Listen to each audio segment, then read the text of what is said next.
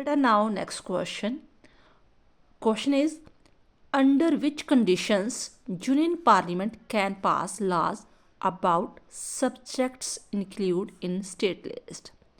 वो कौन सी कंडीशन है जहाँ पर जो यूनियन पार्लियामेंट है वो कानून बना सकती है स्टेट लिस्ट के भी, जो स्टेट लिस्ट में है ना कानून बने हुए हैं, सब्जेक्ट्स है, उसके ऊपर भी कानून बना सकती है।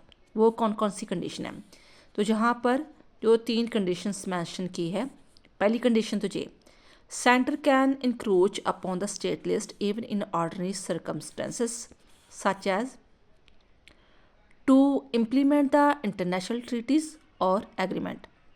मान लो कि देश ने, इंडिया की बात हो रही है, इंडिया ने दूसरे देश से कोई ट्रीटीज़ करनी है तो वहाँ पर वो कानून बना सकती है। मान लो जहाँ पर पंजाब है, पंजाब के बॉर्डर एरिया में पाकिस्तान है, ठीक है, तो वहाँ पर वो कानून कोई ट्रीटी से एग्रीमेंट होना है तो वहाँ पर इंटरफियर कर सकती है कि क्या क्या पाकिस्तान के साथ है पंजाब का लेन देन होगा, कौन कौन सी चीज़ों का बार्टर सिस्टम वगैरह हो सकता है।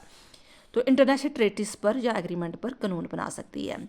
Second, if the Rajya Sabha bye it's 2/3 majority declare a state subject of national importance and empower of the parliament to legislate और it for a period or 1 year। अगर राज्यसभा के 2/3 मेंबर ये कह देते हैं कि जो स्टेट का जो सब्जेक्ट है ना वो देश के लिए बहुत ज़्यादा ज़रूरी है।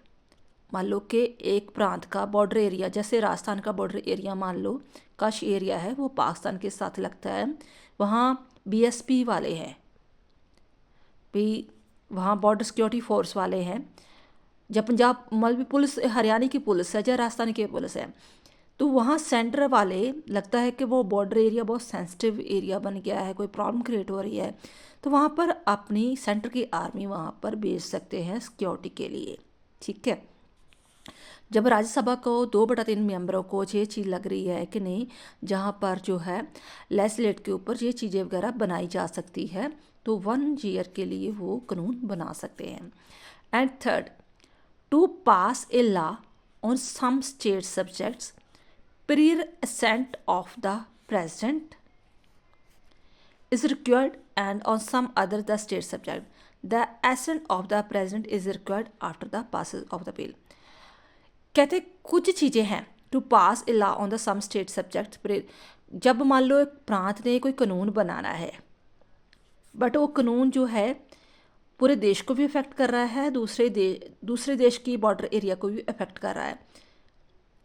मान लो कि जो 7 स्टेट्स है उसके साथ में नेपाल देश लग रहा है, चाइना लग रहा है, तो वो कानून बना रहे हैं कोई, तो वो उससे रिलेटेड वगैरह पहले प्रेसिडेंट से परमिशन लेंगे, ठीक है।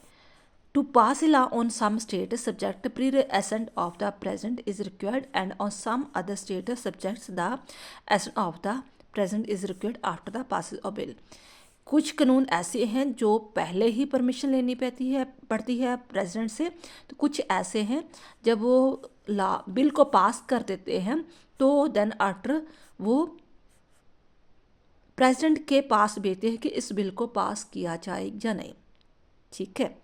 इन 3 कंडीशंस में जो है वो सब्जेक्ट के, जो स्टेट के सब्जेक्ट्स हैं उन पर कानून बनाए जा सकते हैं। थैंक्स बेटा।